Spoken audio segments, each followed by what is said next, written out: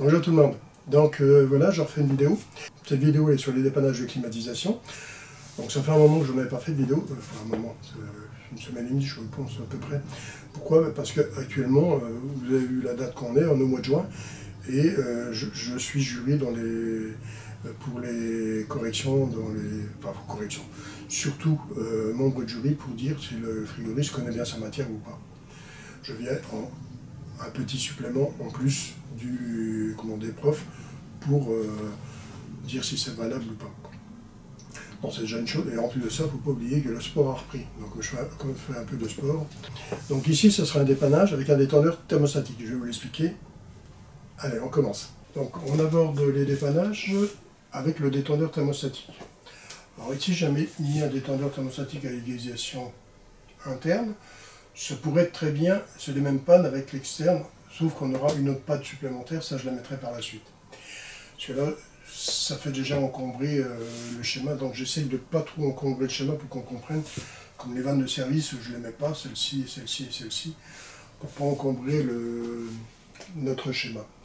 Alors, je vais vous expliquer les pannes fur et à mesure avec le détendeur thermostatique.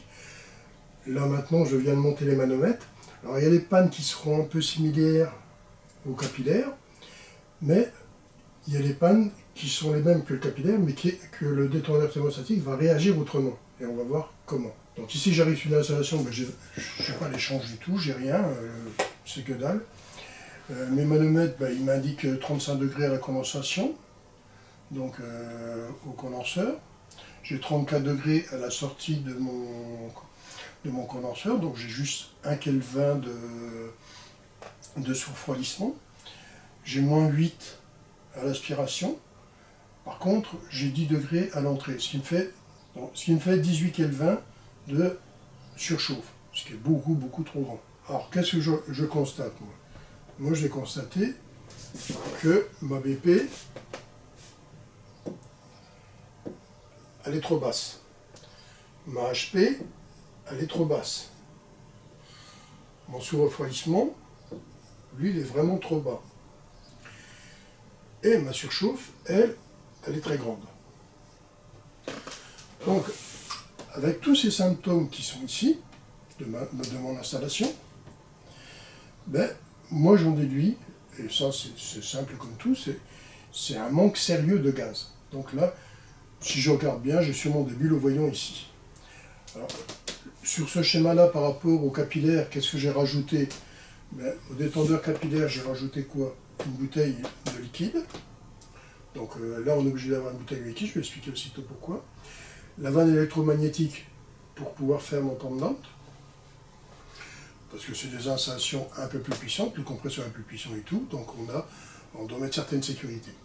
Alors, pourquoi on met une bouteille de liquide avec un détendeur par rapport à un capillaire? On sait qu'avec un capillaire, si on met une bouteille de liquide, le liquide qui est là-dedans va aller rejoindre l'évaporateur, et quand on va démarrer, fatalement, comme le capillaire c'est juste un petit trou, fatalement quand il va démarrer, on va avoir un sérieux coup de liquide. Donc, bouteille de liquide supprimée complètement au capillaire. Alors, il y a des installations de climatisation de petits modèles où on n'aura pas de bouteille de liquide, mais on aura une partie du condenseur qui fera office de bouteille de liquide, donc des crosses supplémentaires pour faire la réserve de liquide dedans, pour un détendeur thermostatique. Mais dans les cas supérieurs de puissance, on aura une bouteille de liquide. Pourquoi?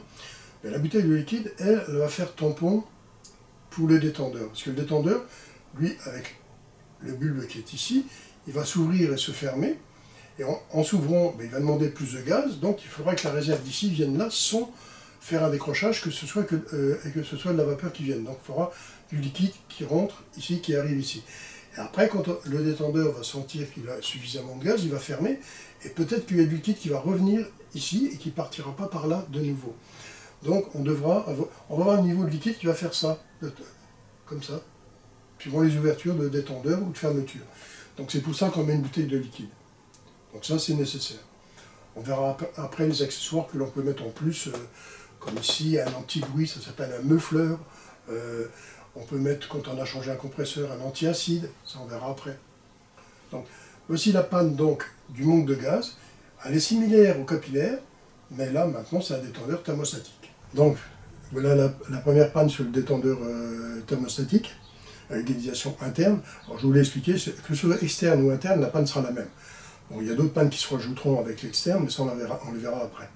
Et je vous montrerai les pièces que je montrerai au fur et à mesure pour vous montrer les différentes pièces. Là maintenant, sur ça, je vous ai montré que j'ai mis une bouteille de liquide, donc la bouteille qui va servir de tampon pour fournir du liquide à mon détendeur, et ma vanne électromagnétique pour soit couper l'installation nette ou soit faire le pump down.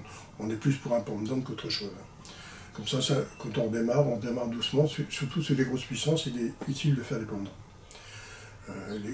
Des compresseurs où on peut se permettre de faire des démarrages à vide ou des démarrages longs, ben, ça nous permet de démarrer doucement et d'éviter ces pics d'intensité qui sont inutiles. Voilà. Allez, je vous souhaite une bonne fin de journée, à bientôt.